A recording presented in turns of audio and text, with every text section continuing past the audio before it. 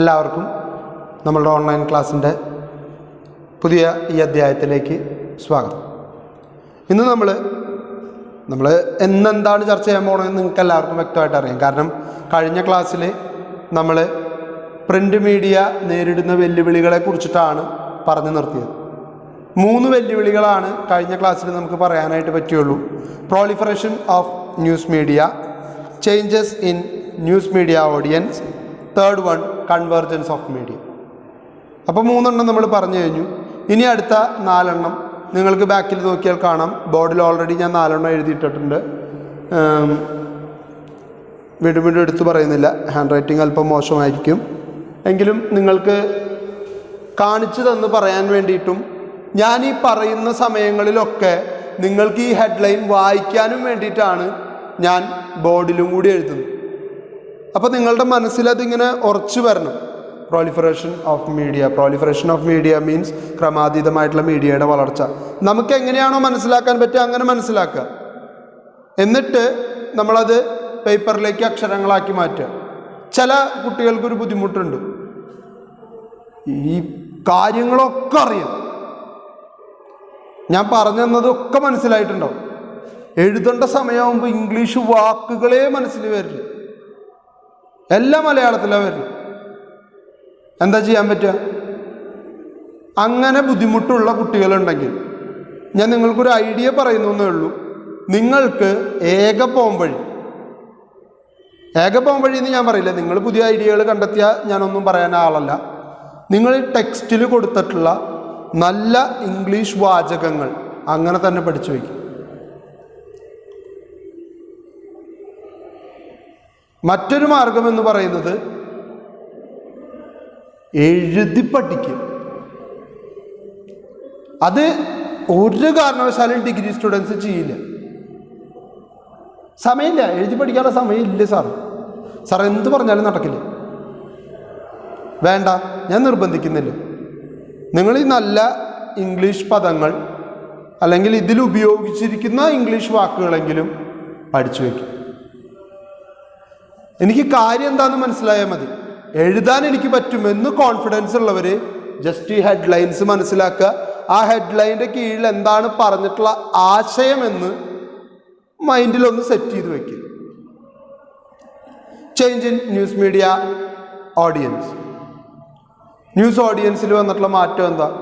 ഇന്നത്തെ കാലത്ത് ഇൻ്റർനെറ്റിൻ്റെ ആണ് കൂടുതലായിട്ടുള്ള ഉപയോഗം. So the people decided to serve new informations in minute by minute or seconds by seconds.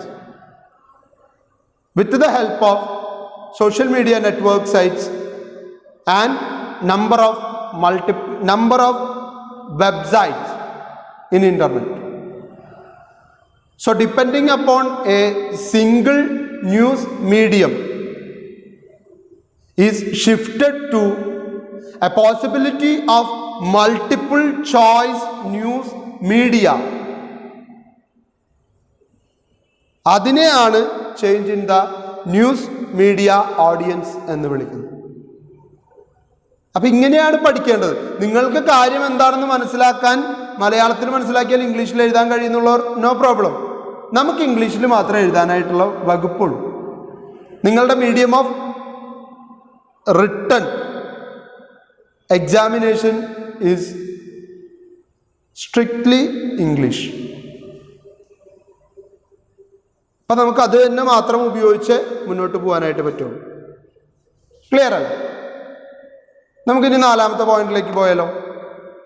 Business values. 4th one, business value.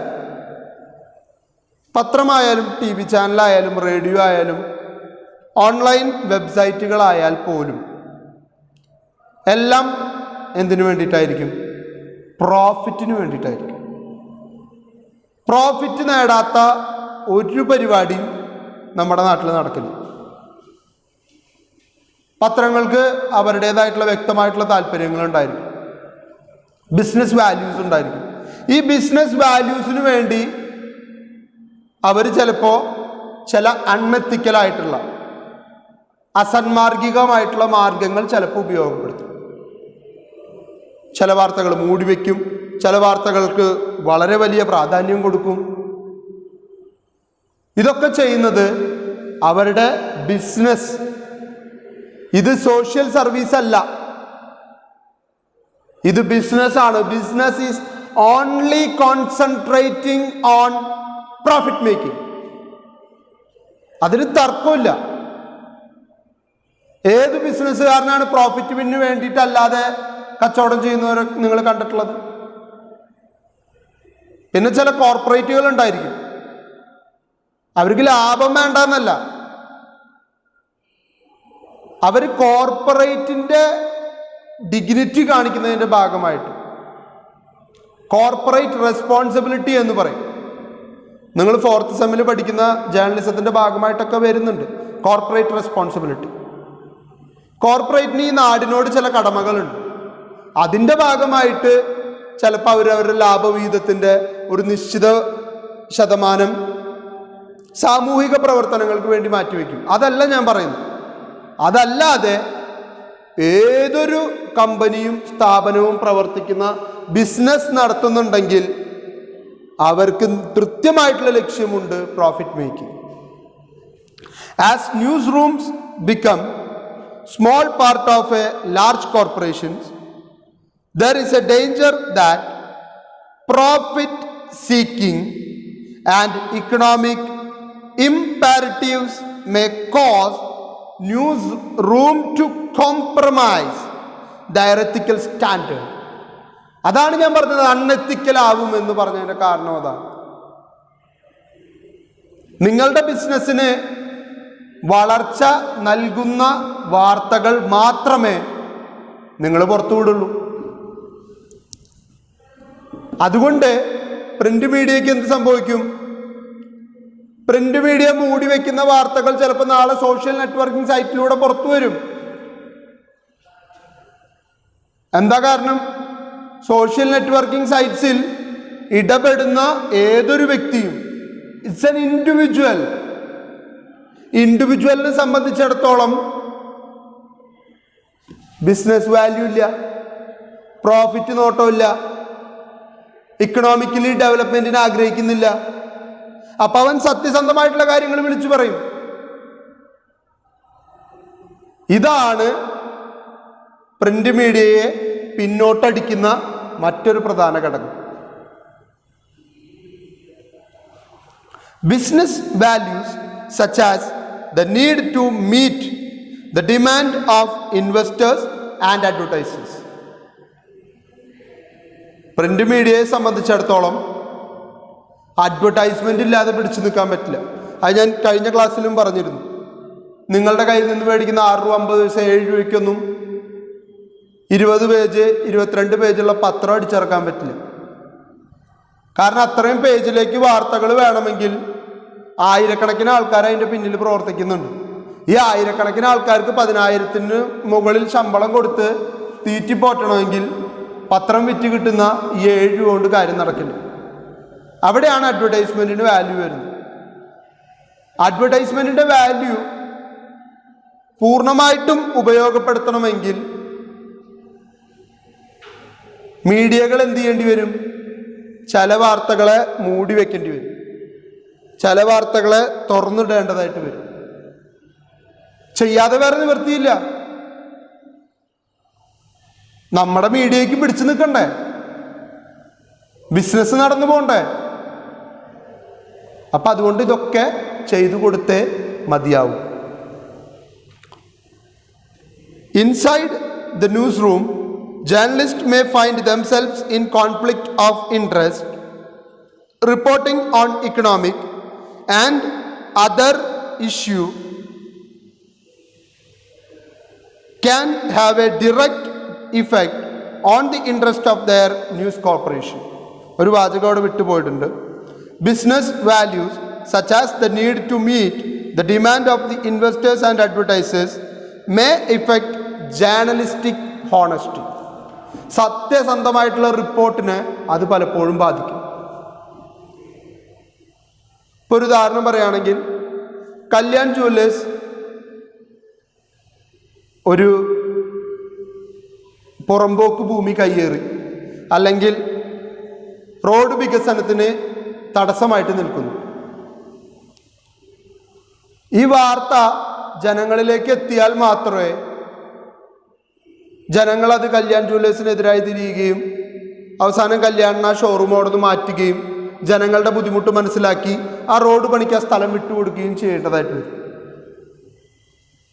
പക്ഷേ മനോരമയ്ക്ക് ഏറ്റവും കൂടുതൽ പരസ്യം കൊടുക്കുന്നത് കല്യാൺ ജ്വല്ലേഴ്സ് ആണെങ്കിൽ മനോരമ ആ വാർത്ത പുറത്തുവിടില്ല. പക്ഷെ നാളെ ഫേസ്ബുക്കിലോ വാട്സപ്പിലോ ആരെങ്കിലുമൊക്കെ ഇത് സ്വതന്ത്രമായിട്ട് വാർത്തയായിട്ട് പ്രസിദ്ധീകരിക്കും.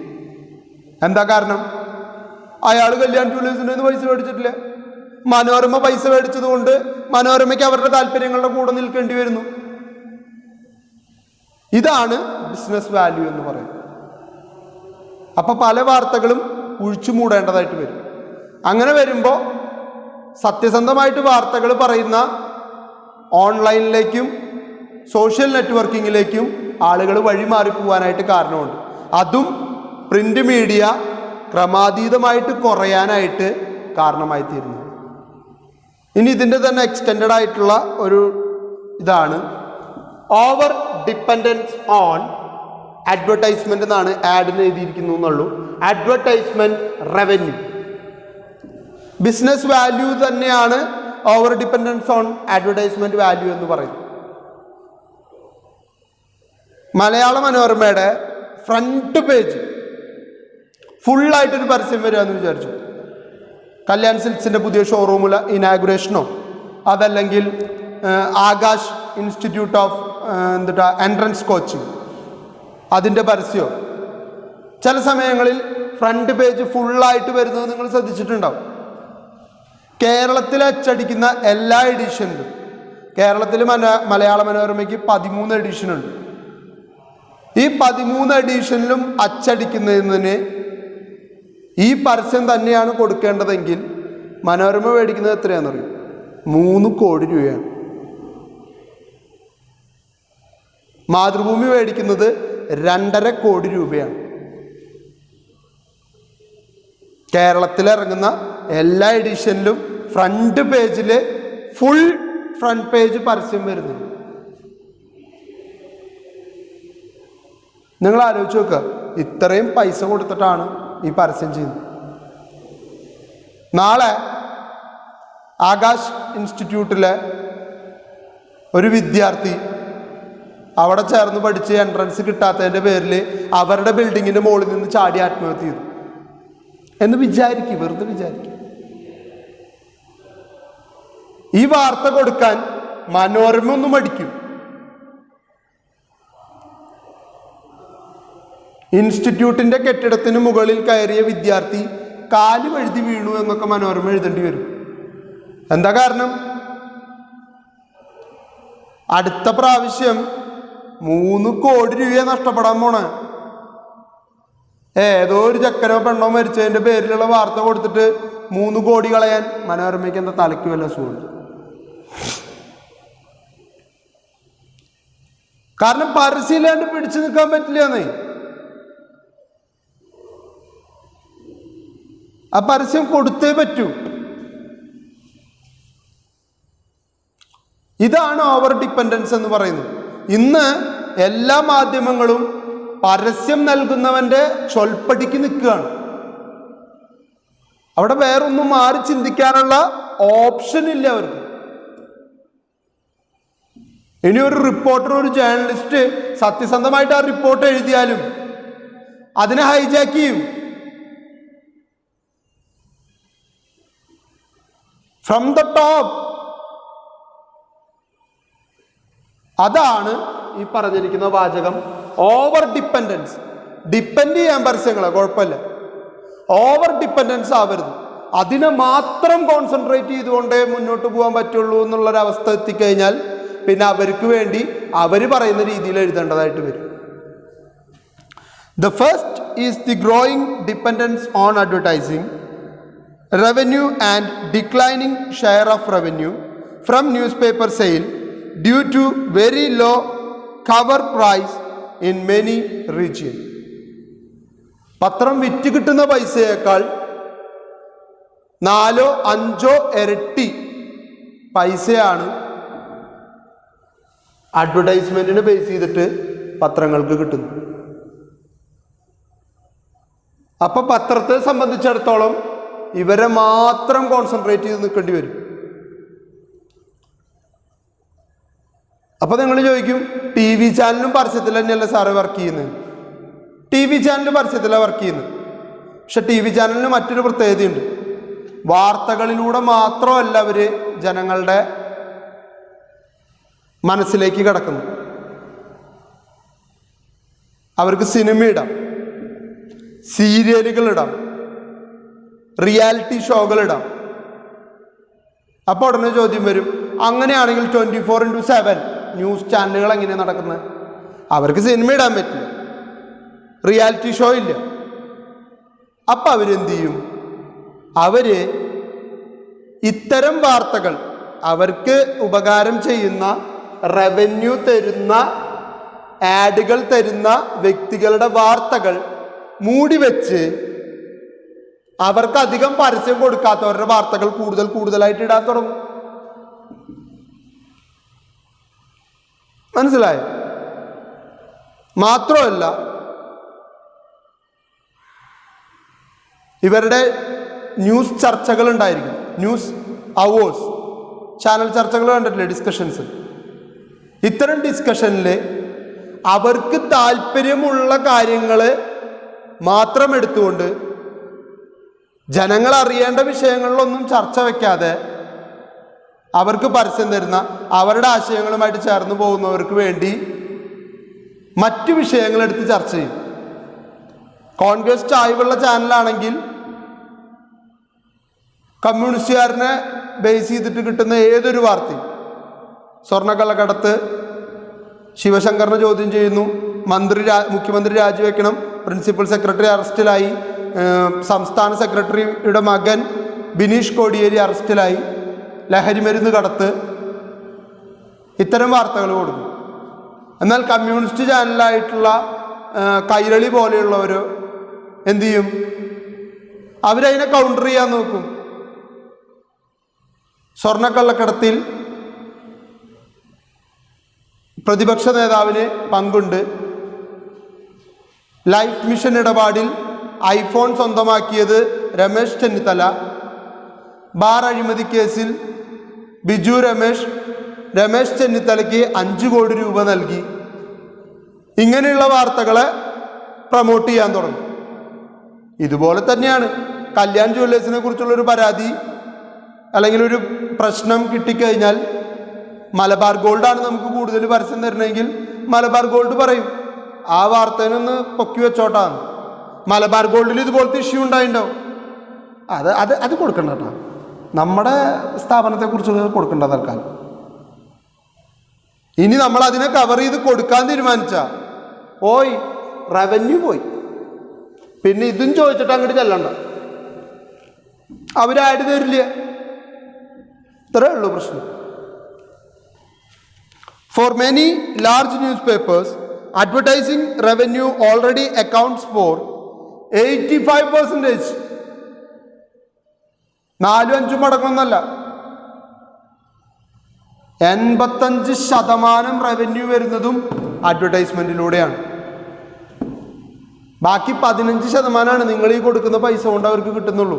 കാരണം 6.50 കിട്ടിയെന്ന് പറയുന്നു, അല്ലെങ്കിൽ കൊടുത്തു എന്ന് പറയുന്നു. നിങ്ങൾ ഈ പത്രം വീട്ടിൽ കൊണ്ടുവന്നിട്ട് പത്രം എന്ന് പറഞ്ഞിട്ട് ഇട്ടിട്ട് പോണ ആളുണ്ടല്ലോ, ആൾക്ക് 50 പൈസ വെച്ച് കൊടുക്കണ്ട. ഈ പത്രം ബൾക്കായിട്ട് എടുക്കുന്ന ഒരാളുണ്ടായിരിക്കും.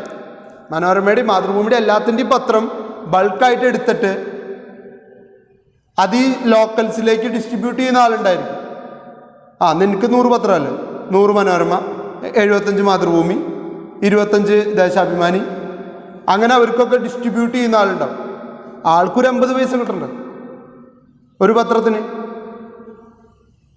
ഈ കെട്ടുകളൊക്കെ ഓരോ സ്ഥലത്തും, ഇപ്പോൾ ഒല്ലൂര് ഒരാൾ മേടിക്കാൻ നിൽക്കുന്നുണ്ടെങ്കിൽ അയാൾക്ക് 1000 മനോരമ, ചാലക്കുടിയിലെ അടുത്ത ആൾ നിൽക്കുന്നുണ്ടെങ്കിൽ അയാൾക്ക് 1250 മനോരമ.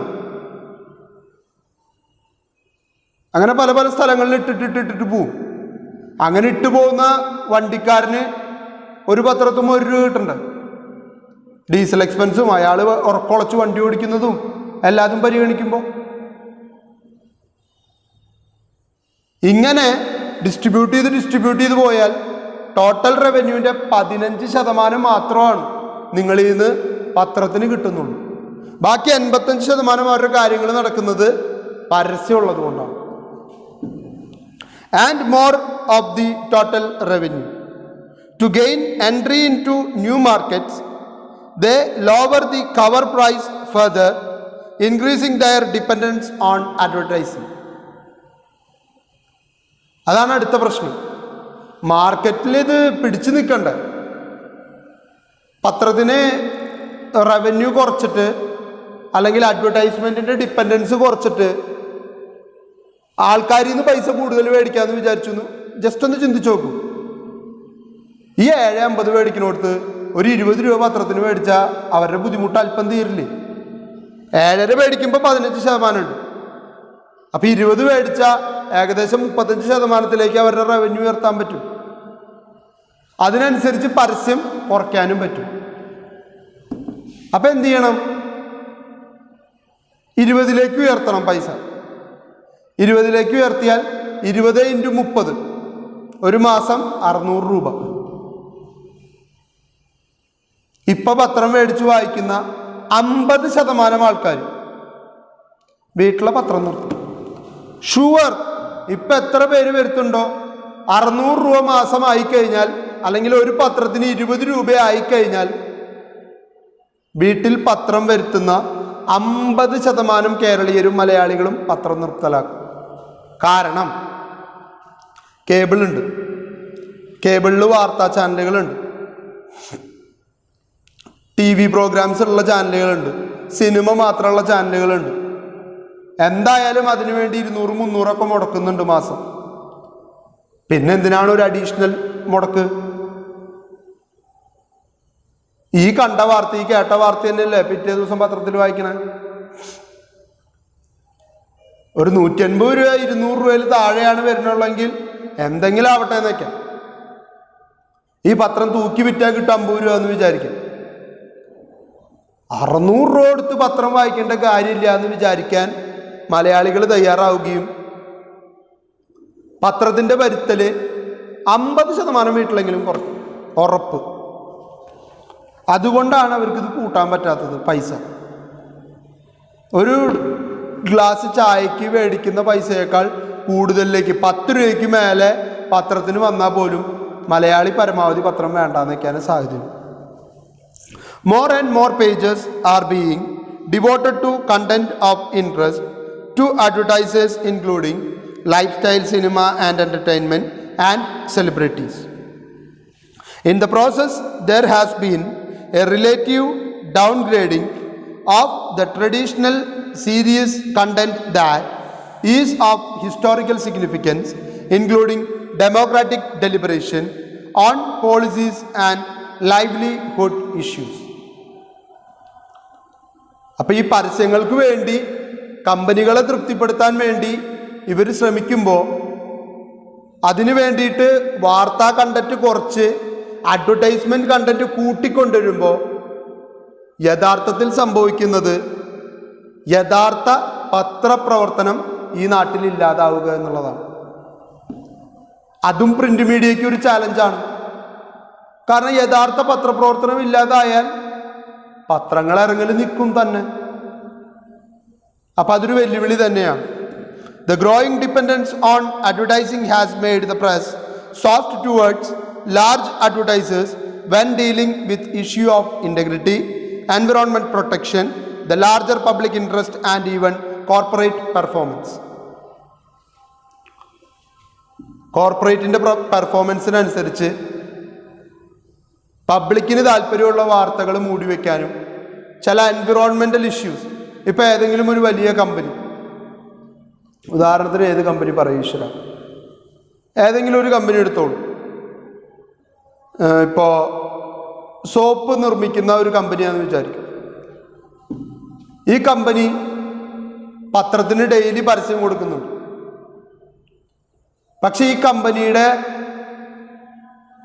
ഉൽപാദനത്തിൻ്റെ ശേഷം വരുന്ന വേസ്റ്റേജ് വാട്ടർ മുഴുവൻ അവരതിൻ്റെ തൊട്ടടുത്തുള്ള പാടത്തേക്കാണ് ഒഴുക്കി വിടുന്നത്. അത് കാരണം ആ പാടത്ത് കൃഷി ചെയ്യാൻ പറ്റുന്നില്ല. അപ്പം കർഷകർ സമരത്തിലാവും, അല്ലെങ്കിൽ ആ കൃഷിഭൂമിയുടെ ഉടമസ്ഥൻ സമരം ചെയ്യും. കമ്പനി പൂട്ടണം, കമ്പനിയുടെ ഈ പ്രവർത്തനം അവസാനിപ്പിക്കണം എന്ന് പറയും. പക്ഷെ നമ്മുടെ പത്രങ്ങൾ അവരുടെ നിന്ന് പരസ്യം മേടിക്കുന്ന കാരണം ഈ വാർത്ത കൊടുക്കണ്ട, അവിടെ ഒരു സമരം നടക്കുന്നത്, അതിന് വലിയ പ്രാധാന്യമൊന്നും കൊടുക്കണ്ട. കാരണം രണ്ടാളുടെ പ്രശ്നം പറഞ്ഞിട്ട് അവർ സമരം ചെയ്യുമ്പോൾ പത്രത്തിന് കിട്ടേണ്ട കോടികളുടെ പരസ്യ വരുമാനമാണ് നഷ്ടപ്പെടുന്നത്. ഇതാണ് ഈ നാടിൻ്റെ ഏറ്റവും വലിയ ശാപം. അപ്പം നമ്മൾ ഡിഗ്നിറ്റി നോക്കില്ല, നമ്മളുടെ സത്യസന്ധത കീപ്പ് ചെയ്യില്ല, സന്മാർഗികത നോക്കില്ല, ഏതു മാർഗത്തിലൂടെയും പൈസ ഉണ്ടാക്കിയാൽ മതി എന്ന് വിചാരിക്കും. ഇതൊരു വലിയ പ്രതിസന്ധിയാണ് സമൂഹത്തിൽ സൃഷ്ടിക്കുക. പെയ്ഡ് ന്യൂസ് സിസ്റ്റം അടുത്ത 6ാമത്തെ പോയിന്റാണ്. Paid news. എന്താണ് പെയ്ഡ് ന്യൂസ്? ന്യൂസ് എന്ന് പറഞ്ഞാൽ സത്യസന്ധമായിട്ട് ഒരു ആൾക്ക് കണ്ടാൽ മനസ്സിലാകുന്ന പബ്ലിക് ഇൻട്രസ്റ്റ് ഉള്ള, പബ്ലിക്കിനെ ബാധിക്കുന്ന ഏതെങ്കിലും ഒരു ഇഷ്യൂവിൽ ഇടപെടുന്നതിനെയാണ് വാർത്ത എന്ന് പറയും. പെയ്ഡ് ന്യൂസ് അങ്ങനെയല്ല. പെയ്ഡ് ന്യൂസ് ഞാൻ കാശ് കൊടുത്ത് എന്നെക്കുറിച്ച് എഴുതുക, ഞാൻ നല്ലതാണെന്ന് ഞാൻ തന്നെ പറയാം. ഇപ്പോൾ ഒരു ഉദാഹരണം പറയുകയാണെങ്കിൽ, നമ്മുടെ നാട്ടിൽ കുറച്ച് നാൾ മുൻപ് നോട്ട് നിരോധനം നടത്തി. നോട്ട് നിരോധനം നടത്തിയ നവംബർ 8-ാം തീയതിക്ക് തൊട്ടുപിറ്റേ ദിവസം, അതായത് നവംബർ 9-ാം തീയതി 2016 നോട്ട് നിരോധനം വന്നത്. നവംബർ 9-ാം തീയതി മനോരമയുടെ ഒരു എഡിറ്റോറിയൽ പേജ്, ആ എഡിറ്റോറിയൽ പേജ് ഇങ്ങനെയാണ് കൊടുത്തിരിക്കുന്നത്: ഡിജിറ്റൽ ട്രാൻസാക്ഷനിലേക്ക് ഇന്ത്യ എന്നുള്ള കണ്ടന്റാണ് അവർ കൊടുത്തിരിക്കുന്നത്. എന്നിട്ട് അതിൽ മുഴുവൻ എഴുതിയിരിക്കുന്നത് നമുക്കിനി കടകളിലും ചില്ലറ വ്യാപാര സ്ഥാപനങ്ങളിലൊക്കെ പേടിഎം ഉപയോഗപ്പെടുത്താം, പേടിഎമ്മിലൂടെ പൈസ ഒരാളുടെ അക്കൗണ്ടിൽ നിന്ന് മറ്റൊരാളുടെ അക്കൗണ്ടിലേക്ക് ഇട്ട് കൊടുക്കാം, പേടിഎം ഉപയോഗിച്ച് നമുക്ക് പച്ചക്കറികളും സാധനങ്ങളും വരെ കടകളിൽ നിന്ന് വാങ്ങാം. ഒരു 6-7 തവണ പേടിഎം എന്ന വാക്ക് ഉപയോഗിക്കും. പേടിഎം എന്താണെന്ന് നിങ്ങൾക്ക് എല്ലാവർക്കും അറിയാം. മണി ട്രാൻസാക്ഷന് വേണ്ടി ഉപയോഗിക്കുന്ന ആപ്ലിക്കേഷനാണ്. നിങ്ങൾ എത്രത്തോളം പൈസ പേടിഎം വഴി ട്രാൻസാക്ഷൻ നടത്തുന്നോ അതിൻ്റെ ഒരു വിഹിതം പേടിഎമ്മിന് കിട്ടുന്ന ലാഭമാണ്. ഇപ്പം ഫോൺ പേയുടെ പരസ്യം നിങ്ങൾ ശ്രദ്ധിച്ചിട്ടുണ്ടായിരിക്കും. അമീർ ഖാൻ പോലീസുകാരനായിട്ടുള്ളൊരു പരസ്യം. ഓ, ഇവിടെയും പറ്റുമോ, അവിടെയും പറ്റും, ആ കടയിൽ പറ്റുമോ, എല്ലായിടത്തും ഫോൺ പേ. അവസാനം കരിക്ക് വെട്ടി കുടിക്കുന്നിടത്ത് വരെ കരിക്കിൻ്റെ മുകളിലും എംബ്ലം ഒട്ടിച്ചിരിക്കുകയാണ് ഫോൺ പേയുടെ. ഒരു കരിക്ക് മേടിച്ച് കുടിച്ചാൽ 35 രൂപ 40 രൂപ കൊടുക്കേണ്ടി വരും. ഫോൺ പേ എടുക്കുന്നു, 40 രൂപ കരിക്ക് വെട്ടിയ ആളുടെ അക്കൗണ്ടിലേക്ക് ഇട്ട് കൊടുക്കുന്നു. അയാളത് അപ്പം തന്നെ ഫോൺ എടുക്കുന്നു, ചെക്ക് ചെയ്യുന്നു, ഓക്കെ, എൻ്റെ അക്കൗണ്ടിൽ പൈസ വന്നു. നടക്കണ കാര്യമാണോ? വളരെ പെട്ടെന്ന് നടക്കില്ല. എന്നിട്ടും ഫോൺ പേയോ പേടിഎമ്മോ പോലെയുള്ളതിനെ പ്രൊമോട്ട് ചെയ്യാൻ മനോരമ അവരുടെ എഡിറ്റോറിയൽ പേജ് മാറ്റി വെച്ചേക്കുക. ഇതിനെയാണ് അഡ്വർട്ടോറിയൽ എന്ന് പറയാം. അഡ്വർടൈസ്മെന്റ് എഡിറ്റോറിയലിലൂടെ പറയാം. ചില സമയങ്ങളിൽ കല്യാൺ ജുവല്ലേഴ്സിൻ്റെ ഒക്കെ പരസ്യം വരും. പക്ഷെ അത് പരസ്യമായിട്ടല്ല വരിക, ന്യൂസ് ആയിട്ടാണ് വരിക. കല്യാൺ ജുവല്ലേഴ്സ് 263ാമത് കേരളത്തിലെ ഷോറൂം തിരുവനന്തപുരം പട്ടത്ത് ബോളിവുഡ് സിനിമാ താരം സൽമാൻ ഖാൻ ഉദ്ഘാടനം ചെയ്യുന്നു. ഫോട്ടോ, ഇനാഗുറേഷൻ്റെ ഒരു ഫോട്ടോ. പൈസ കൊടുത്തിട്ട് ന്യൂസ് ആക്കിയിട്ട് ഇട്ടോക്കുക, പരസ്യമായിട്ട് ഇട്ടോക്കല്ല. ചില സമയങ്ങളിൽ ചില ഷോറൂമുകളുടെ ഇനാഗുറേഷൻ, ചില പ്രോഡക്റ്റുകൾ നമ്മുടെ നാട്ടിലേക്ക് വരുന്നു എന്നുള്ളത് അത് പരസ്യമല്ലാതെ വാർത്ത പോലെ കൊടുക്കുക. പാവർട്ടി. കേരള മാനുഫാക്ചേഴ്സ് ജുവല്ലർ അവരുടെ 8ാമത് ഷോറൂം പാവർട്ടിയിൽ ആരംഭിക്കുന്നു. ഇനി പാവർട്ടിക്കാർക്ക് സ്വർണം ഹോൾസെയിൽ വിലയിൽ ലഭ്യമാകുന്ന ആദ്യത്തെ ജ്വല്ലറി ഷോറൂമായിരിക്കും Kerala manufacturers gold and diamonds എന്ന് പറഞ്ഞൊരു വാർത്ത കൊടുത്താൽ ഉറപ്പാണ് ഈ കേരള മാനുഫാക്ചേഴ്സ് ജ്വല്ലറി മനോരമയ്ക്ക് പൈസ കൊടുത്തത്. അതുകൊണ്ടാണ് ഇത് ന്യൂസായിട്ട് ഇവരുടെ പരസ്യം കൊടുക്കുന്നത്. അതിനെ വിളിക്കുന്ന പേരാണ് പെയ്ഡ് ന്യൂസ്. യഥാർത്ഥ ന്യൂസ് അല്ല. അവർ പേയ്മെന്റ് ചെയ്തു, അത് കാരണം നമ്മളത് ന്യൂസായിട്ട് കൊടുത്തു. ചില കോളേജുകൾ പെയ്ഡ് ന്യൂസ് കൊടുക്കും. ഇന്ന കോളേജിൽ ഇന്ന വിഷയത്തിലേക്ക് അധ്യാപകരുടെ അപേക്ഷ ക്ഷണിക്കുന്നു. പരസ്യമല്ല, പെയ്ഡ് ന്യൂസ് പോലെ ചില സമയങ്ങളിൽ കൊടുക്കും. ഇന്ന കോളേജിൽ ഇന്ന വിഷയത്തിന് 4 സീറ്റുകൾ ബാക്കി നിൽക്കുന്നു. താല്പര്യമുള്ള വിദ്യാർത്ഥികൾ താഴെ കാണുന്ന നമ്പറിലോ കോളേജ് ഓഫീസുമായോ ബന്ധപ്പെടുക. നമുക്കങ്ങനെ കൊടുക്കേണ്ടി വരാറില്ല. കാരണം നമുക്ക് എല്ലാ വർഷവും അഡ്മിഷൻ ഫില്ലാണ്. ആവശ്യത്തിൽ കൂടുതൽ വിദ്യാർത്ഥികളാണ് നമുക്ക് എല്ലാ വർഷവും ഇവിടെ വരാറ്. അതിൽ നിന്നും ക്വാളിഫൈഡ് ആയിട്ടുള്ളവരെയാണ് നമ്മൾ മാക്സിമം തിരഞ്ഞെടുക്കുക. അപ്പം ഇങ്ങനത്തെ പെയ്ഡ് ന്യൂസുകൾ കൂടുതലായി കഴിഞ്ഞാലുള്ള കുഴപ്പം, യഥാർത്ഥ ന്യൂസ് പത്രത്തിൽ ഇല്ലാണ്ടാവും. കാശ് കൊടുത്ത ആരെങ്കിലുമൊക്കെ അവർക്ക് വേണ്ടി എഴുതിക്കുന്ന വാർത്തകൾ. അങ്ങനെ വരുമ്പോൾ ആൾക്കാർ പത്രം വായിക്കുമോ? വായിക്കില്ല. ഓട്ടോമാറ്റിക്കലി പ്രിന്റ് മീഡിയ അവസാനിക്കും. അപ്പം അതും പ്രിന്റ് മീഡിയ നേരിടുന്നൊരു വെല്ലുവിളിയാണ് paid news system. It is an unethical practice. ഒരിക്കലും സാൻമാർഗികമെന്ന് വിളിക്കാൻ കഴിയില്ല. അസന്മാർഗികമായിട്ടുള്ള മാതൃക. Largely reported in media during the assembly election in Maharashtra in 2009. By this agreement, politicians pay money to media houses for favorable coverage of political candidates in the election campaign. അതും വളരെ കൂടുതലായിട്ട് നടക്കുന്നതാണ്. നിങ്ങൾ കണ്ടിട്ടുണ്ടായിരിക്കും. Election വരാറായി കഴിഞ്ഞാൽ, ഒരു ഗവൺമെന്റിന്റെ ഭരണം അവസാനിക്കാറായി കഴിഞ്ഞാൽ പിന്നെ ആ ഗവൺമെന്റ് നടത്തിയ എല്ലാ പരിപാടികളെ കുറിച്ചിട്ട് പരസ്യമാണ്. കേരളത്തിലെ റോഡുകൾ ലോകോത്തര നിലവാരത്തിലേക്ക് എത്തിച്ച പിണറായി വിജയൻ സർക്കാർ 4ാം വർഷത്തിലേക്ക് 5ാം വർഷത്തിലേക്ക് 100 ദിവസത്തെ കർമ്മ പദ്ധതികൾ പ്രഖ്യാപിച്ച് LDF സർക്കാർ എന്നും ജനങ്ങൾക്കൊപ്പം. 1000 രൂപയിൽ നിന്നും ക്ഷേമ പെൻഷനുകൾ 1300 ഉയർത്തിയ LDF സർക്കാരിന് അഭിനന്ദനങ്ങൾ. ഇങ്ങനെ പ്രൊമോട്ട് ചെയ്തുകൊണ്ടിരിക്കും. ഇതാണ് 2009 മഹാരാഷ്ട്രയിലും സംഭവിച്ചത്. എലക്ഷന് മത്സരിക്കുന്ന കാൻഡിഡേറ്റ്സ് ചാനലുകൾക്കും പത്രങ്ങൾക്കൊക്കെ പൈസ കൊടുത്തിട്ട് അവരെ പ്രൊമോട്ട് ചെയ്യുന്ന വാർത്തകൾ കൊടുക്കുക. ഇന്ന മണ്ഡലത്തിൽ മത്സരിക്കുന്ന സ്ഥാനാർത്ഥിയുടെ നേതൃത്വത്തിൽ ഇത്ര പേർക്ക് സൗജന്യ മെഡിക്കൽ ക്യാമ്പ് നടത്തിയിരിക്കുന്നു.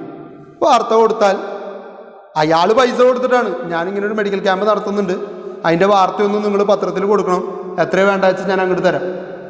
സാധാരണഗതിയിൽ ഒരു വാർത്ത കൊടുക്കുന്നതിന് പത്രങ്ങൾക്ക് പൈസയൊന്നും കൊടുക്കേണ്ട കാര്യമില്ല. വാർത്തയാണെന്ന് പത്രങ്ങൾക്ക് തോന്നിയാൽ മതി. പക്ഷെ ഇവിടെ പൈസ കൊടുത്ത് എൻ്റെ പടവും എൻ്റെ പേരും പത്രത്തിൽ അച്ചടിച്ചു വരണമെന്നുള്ള സ്വാർത്ഥ താല്പര്യത്തിൻ്റെ പേര് അതിനുവേണ്ടി പൈസ മുടക്കാൻ തയ്യാറാവുന്ന ഒരു വിഭാഗം നമ്മുടെ നാട്ടിൽ നിലനിൽക്കുന്നുണ്ട്. Failure on the part of the candidate to pay money can result in the blackout of his or her political campaign in the media. Millions of rupees have been reportedly paid to the media houses for paid news. ദശലക്ഷക്കണക്കിന് രൂപയാണ് paid ന്യൂസിന് വേണ്ടി മാത്രം ഇന്ത്യയിൽ മുടക്കിക്കൊണ്ടിരിക്കുന്നു. പൈസ കൊടുത്ത് വാർത്ത സൃഷ്ടിക്കുക, നമ്മുടെ പേര്, നമ്മുടെ മുഖം, നമ്മളുടെ പ്രവർത്തികൾ അച്ചടിച്ചു വരാൻ വേണ്ടി അത് ന്യൂസായിട്ട് വരാൻ വേണ്ടി മീഡിയയ്ക്ക് പൈസ കൊടുത്തു. ആ പൈസ മേടിച്ചു വെച്ച് മീഡിയ അയാളെ വാനോളം പുകഴ്ത്തുക.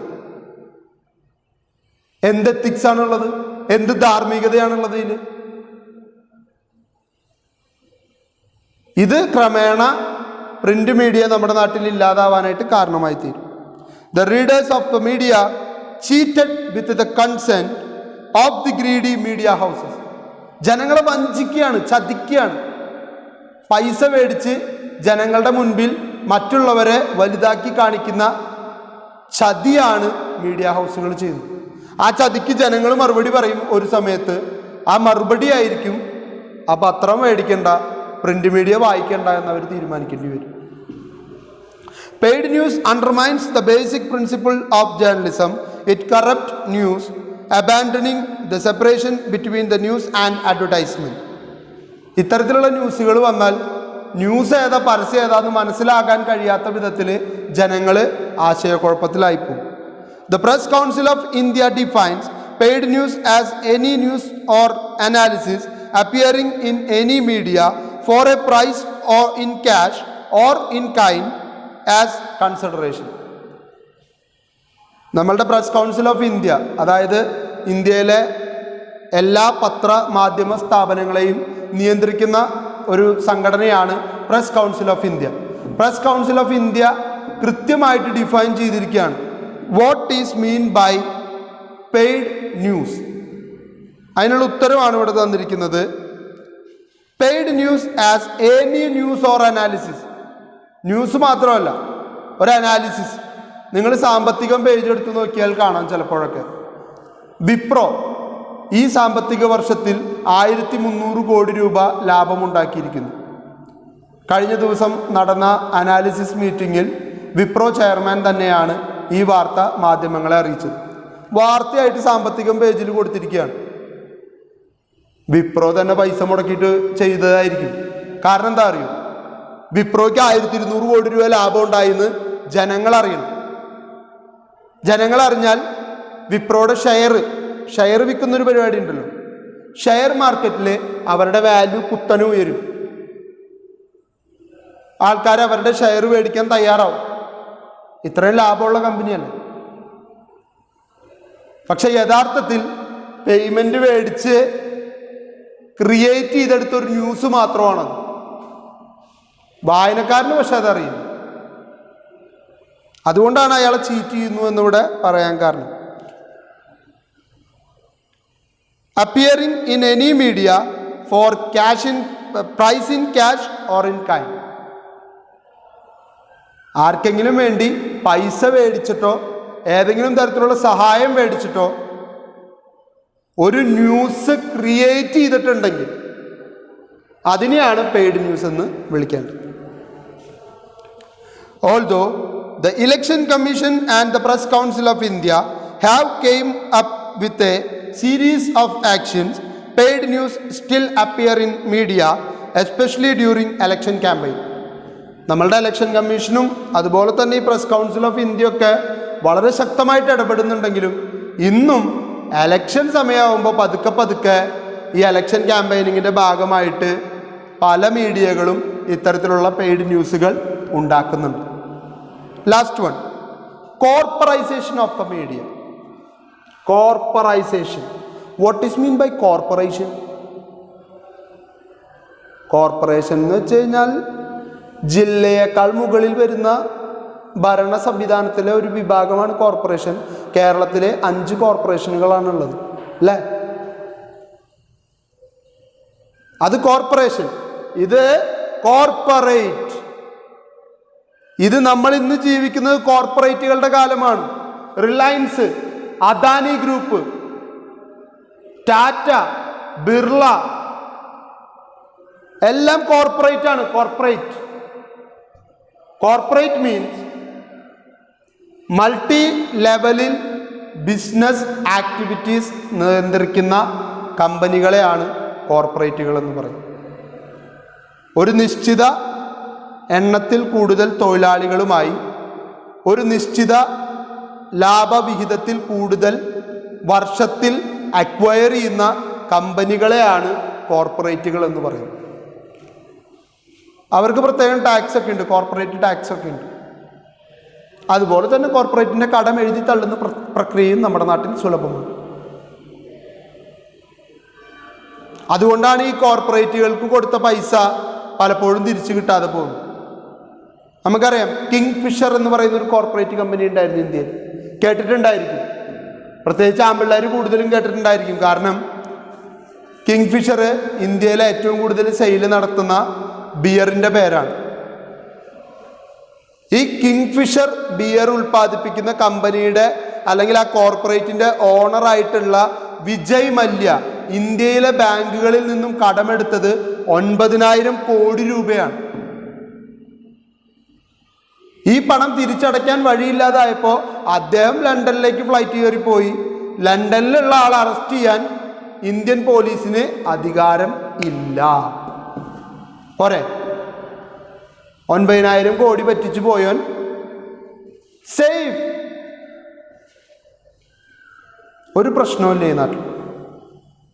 ഇതാണ് കോർപ്പറേറ്റ്.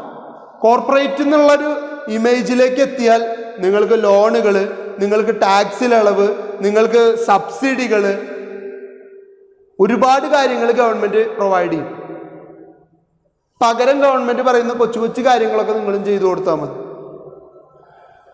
ലൈക്ക് ഒരു ദുരിതാശ്വാസ ക്യാമ്പിലേക്ക് സംഭാവന, അല്ലെങ്കിൽ ഏതെങ്കിലും ഒരു നാട്ടിൽ 10 കുട്ടികൾക്ക് പഠിക്കാനുള്ള സൗകര്യം, ഇങ്ങനെയൊക്കെയുള്ള ചെറിയ ചെറിയ കാര്യങ്ങൾ ചെയ്തു കൊടുത്താൽ മതി. പക്ഷെ മീഡിയ കോർപ്പറേറ്റ് ആയി മാറുമ്പോഴുള്ള വ്യത്യാസം, മനോരമ ഒരു കോർപ്പറേറ്റ് ആണ്. മലയാള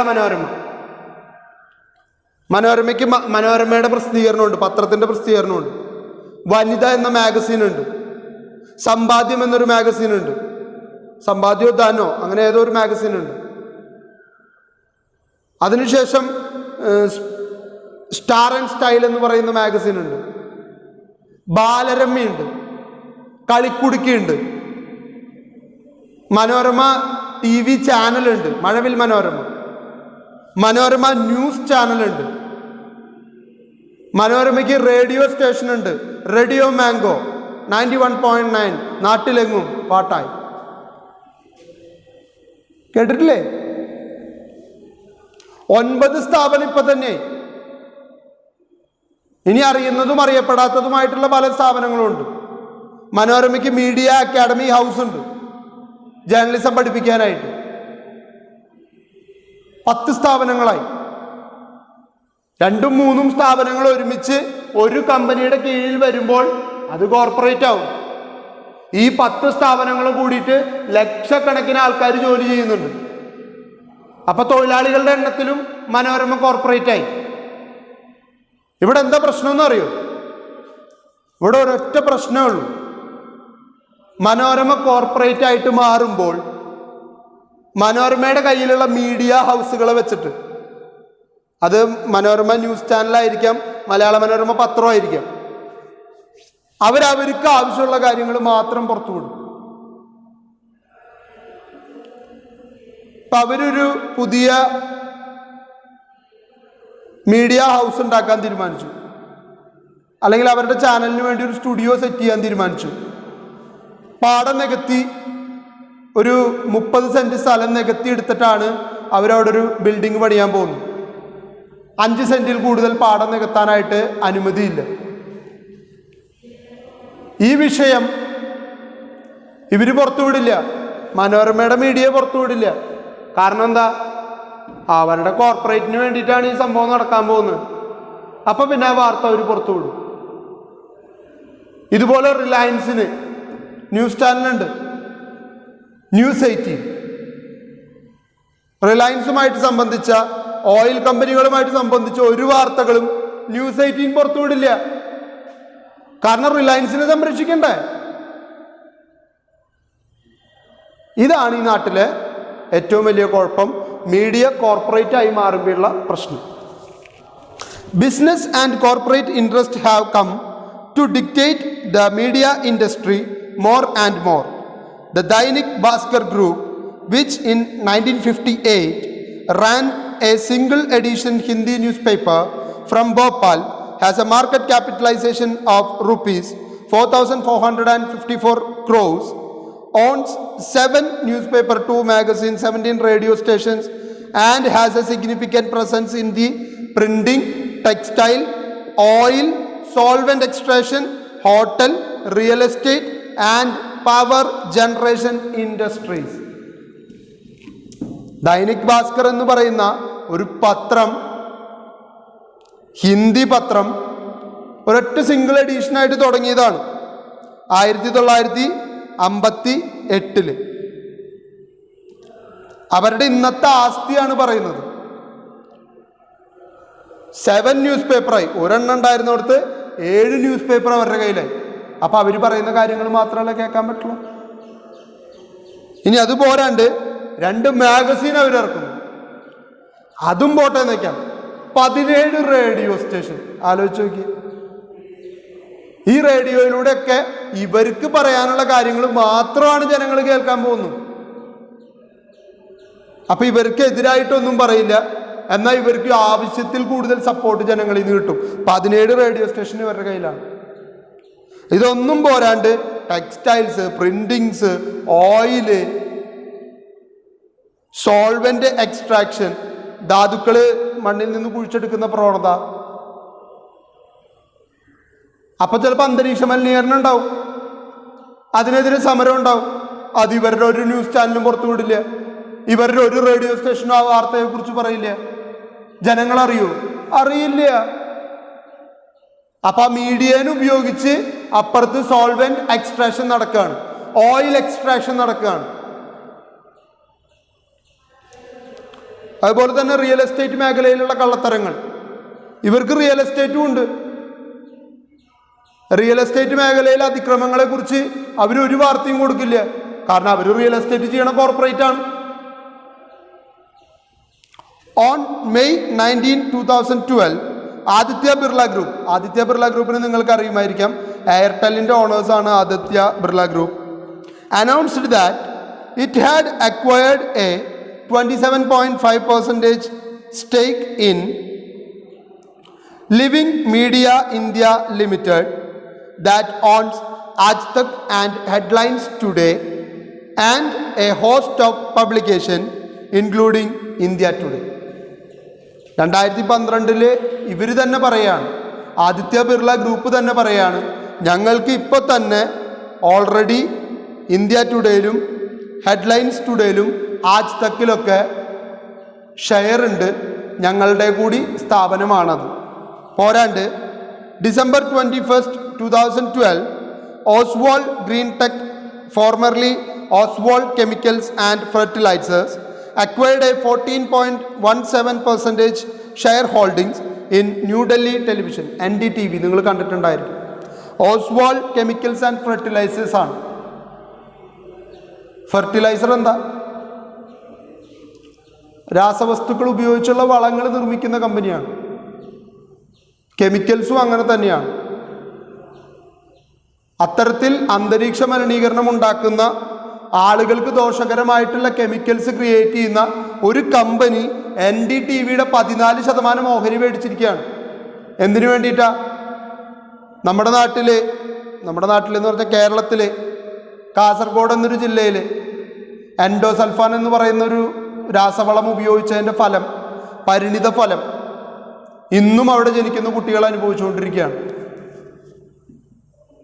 ഈ ഓസ്വാൾഡ് കെമിക്കൽസ് എന്ന് പറയുന്ന കമ്പനിയും ഇത്തരത്തിൽ ഫെർട്ടിലൈസറുകളും ഇത്തരത്തിൽ ആളുകൾക്ക് ദോഷകരമാവുന്ന കെമിക്കൽസും ഉണ്ടാക്കുന്ന കമ്പനിയായിരിക്കും.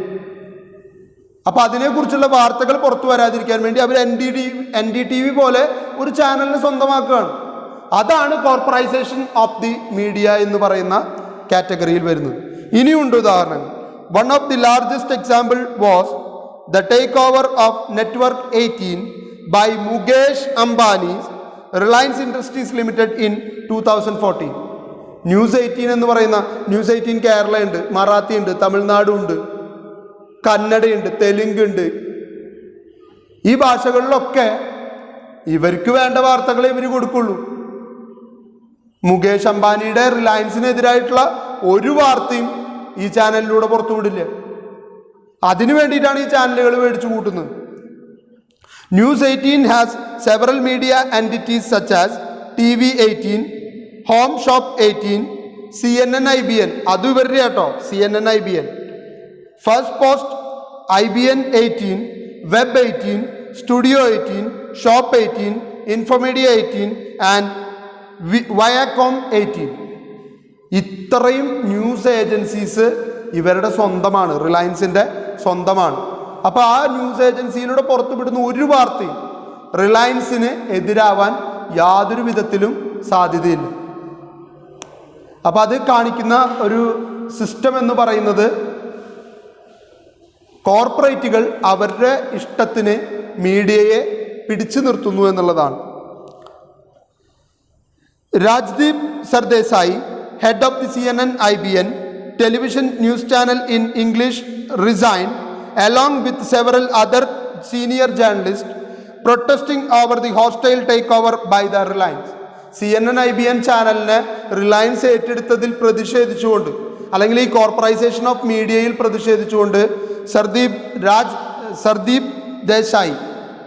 രാജ്ദീപ് സർദേശായി അദ്ദേഹം CNN IBN ഹെഡ് എന്നുള്ള പോസ്റ്റിൽ നിന്നും രാജിവെക്കാനായിട്ട് തീരുമാനിക്കുകയാണ്. അപ്പം അതൊരു വലിയ പ്രതിസന്ധിയാണ്. കോർപ്പറേറ്റുകൾ അവർക്ക് ആവശ്യമുള്ള വാർത്തകൾ മാത്രമാണ് നമുക്ക് കാണാനും കേൾക്കാനും തന്നുകൊണ്ടിരിക്കുന്നത്. അപ്പോൾ ഇന്നത്തെ ക്ലാസ്സിൽ നമ്മൾ 4 വിഷയങ്ങളാണ് ചർച്ച ചെയ്തത്. First one business value, second one over dependence on advertisement revenue, third one paid news system and the fourth one corporatisation of the media. 3 എണ്ണം കൂടി നമ്മൾ കഴിഞ്ഞ ക്ലാസ്സിൽ പറഞ്ഞിരുന്നു. ഒന്ന് proliferation of the news media, second one change in the news media audience, third one convergence of the media. ഈ 7 ഘടകങ്ങളും കൂടി ഇന്നത്തെ പ്രസന്റ് ഡേ സൊസൈറ്റിയിൽ പ്രിന്റ് മീഡിയയുടെ പ്രാധാന്യം കുറച്ചു കൊണ്ടുവരികയാണ്. അപ്പോൾ ഇതോടുകൂടി നമ്മളുടെ ഈ ഒരു ചാപ്റ്റർ കൂടി അവസാനിച്ചിരിക്കുകയാണ്. ഇപ്പോൾ നമ്മളുടെ 1ാമത്തെ ചാപ്റ്ററും 3ാമത്തെ ചാപ്റ്ററും അവസാനിച്ചു. ഇനി നമ്മൾ എടുക്കാൻ വിട്ടുപോയ അല്ലെങ്കിൽ മാറ്റി നിർത്തിയ ഒരു സെക്കൻഡ് ചാപ്റ്ററും കൂടി ബാക്കിയുണ്ട്. അതും കൂടി നമ്മൾ ഇനി നെക്സ്റ്റ് ക്ലാസ്സുകളിൽ ചർച്ച ചെയ്യും. എല്ലാവർക്കും നല്ലൊരു ദിവസം ഉണ്ടാവട്ടെ എന്ന് ആശംസിക്കുന്നു. Thank you.